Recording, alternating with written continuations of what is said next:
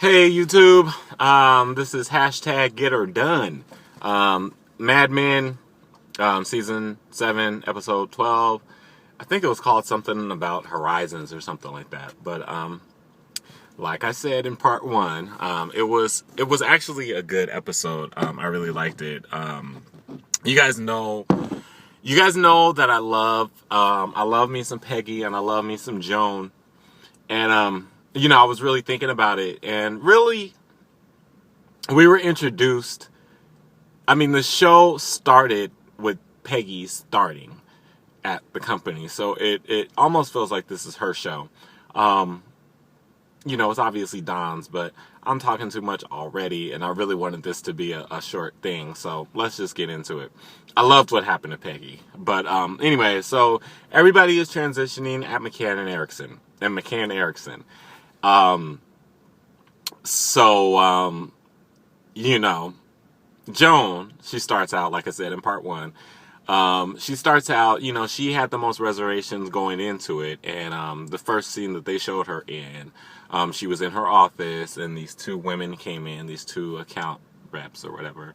They came in, and they were like, oh, yeah, awesome. You have these accounts. These accounts are great, blah, blah, blah, blah. And she's really flattered because, they're really talking business with her, and they're women. And, I think she feels like, yeah, this could work. I can actually, I could fit in here because they might actually respect me.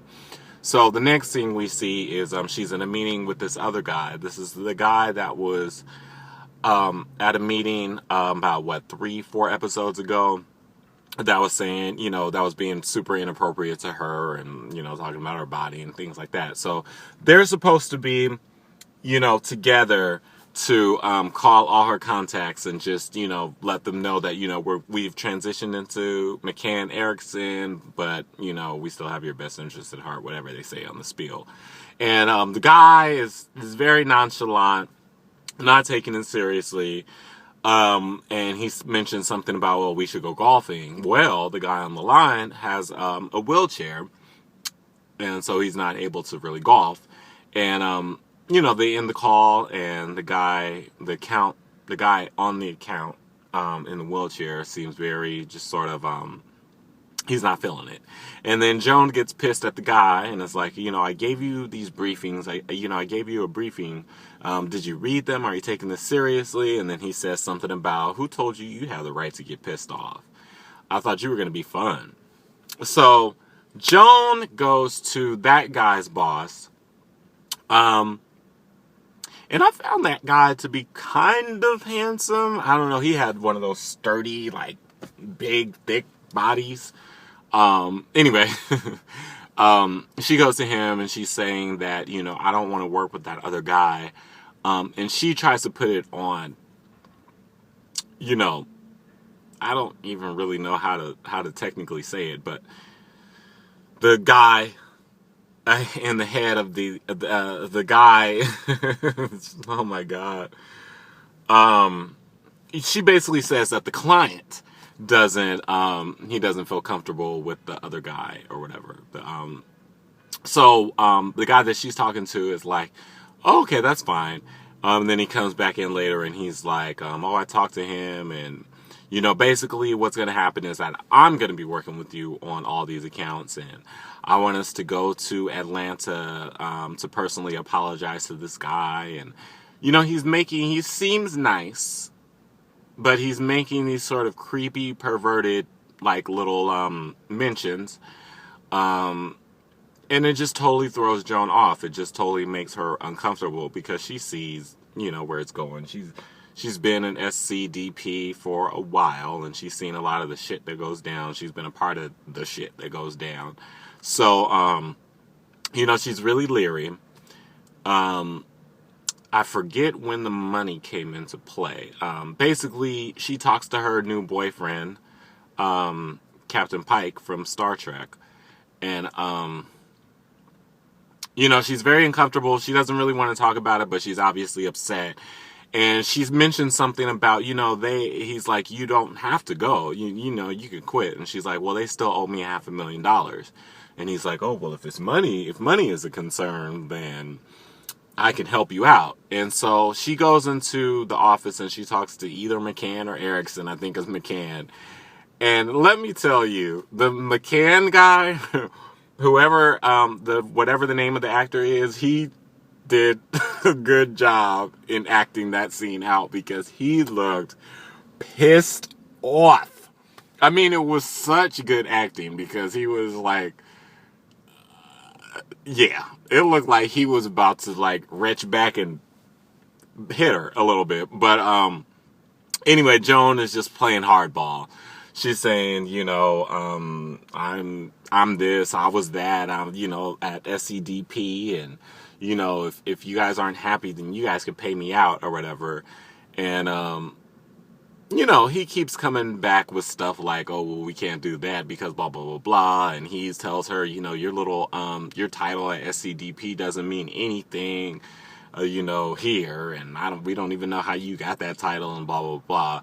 And, she's really playing hardball. I gotta give it to Joan. She did not back down. She stood strong. And, he says, well, you know what? You can leave. I'll pay you 50 cents on the dollar for what we owe you. So basically it would be $250,000. And she says, this isn't negotiable. And, yeah, he's pissed. He is so pissed. And so he goes to talk to Sterling. Sterling comes back to Joan and says, you need to just take the money. Because, it's gonna be so much worse for you if you stay here or if he sues you or whatever, you're gonna be worse off. So just take the money. So, at the end, I don't know, did she take the money? I think she did take the money. I think she told Sterling that she was gonna take the money.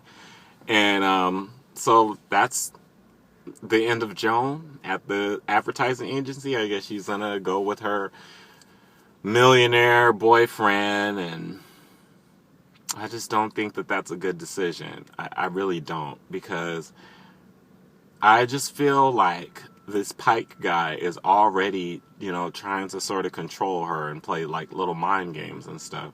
So, I understand why she wants to keep working,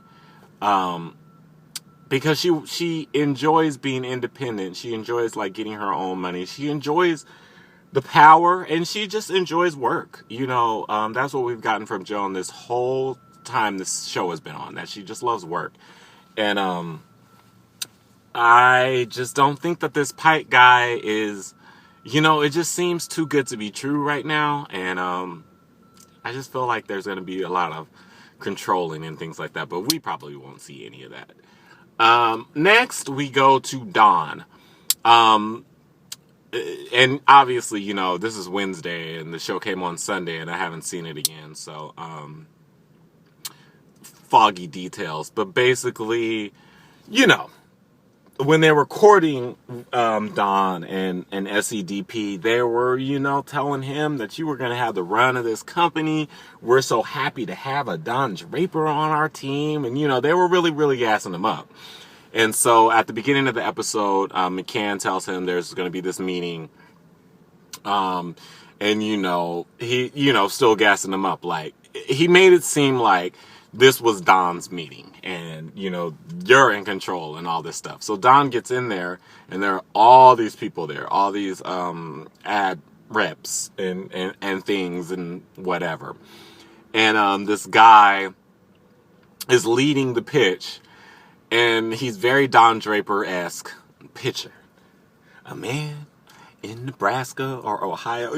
He's doing the whole Don Draper spiel. And Don Draper is fucking over it. Don Draper, he was misled. He was misled. And then I also got the sense that Don realize that he's not so unique. I don't know. That's kind of what I read from it, from his expressions and things like that. He felt maybe at SCDP, a smaller company, he felt like he was really unique, and all these other ad agencies and things were talking a lot about him. He was very buzzed about in the advertising community, and I don't know. I think that's how I felt about that scene. That he felt like, yeah, I'm this guy is like pitching like me, and so anyway, he gets up and walks out, and he goes to Wisconsin. That's where that girl Diane lives, and he goes to her house, and it turns out that her ex-husband has remarried, and he gives some bullshit about, oh, you won a prize, but it's actually Diana that won the prize. So Kenneth talks to the husband to figure out where she is, and the husband's like, please, you're not you don't have no prize. You're just playing. You're just playing us. And Don says that he's a bill collector, and he walks out. The ex-husband says, she leaves a trail of hearts, and you're not the first guy that's done this, and all this mumbo jumbo.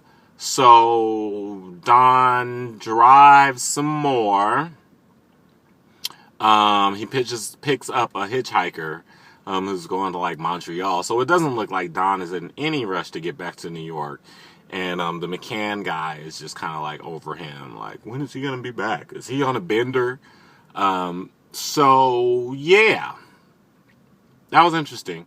I mean, I have to say, with Joan, with Don, and with Peggy, who are the main arcs of this episode. Actually, Peggy didn't have that big of an arc, but I have to say that with Don and Joan and Peggy, I'm really excited to see what happens in episode 13.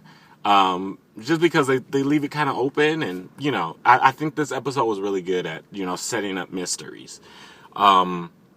So, what else?